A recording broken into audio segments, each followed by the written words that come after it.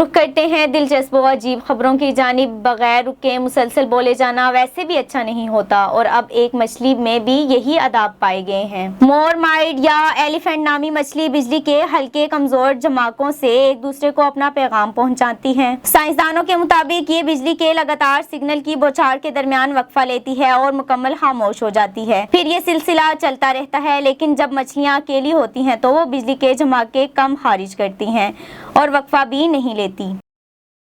उछलते कूदते बिजली बनाते जाइए, खाना पकाते जाइए। जापान के एक यूट्यूबर ने ऐसा चूल्हा इजाद कर दिया है जिसे गर्म करने के लिए एक जगह खड़े होकर दौड़ने वाले अंदाज में उछल कूद की जाती है और यूं पैदा होने वाली बिजली से खाना बनाया जाता है। ये अजीबो गरीब इजाद कभी मार्केट में तो नहीं आएगी, लेकिन इसे देखते हुए ऐसे बेहतर चूल्हे जरूर बनाए जा सकते हैं।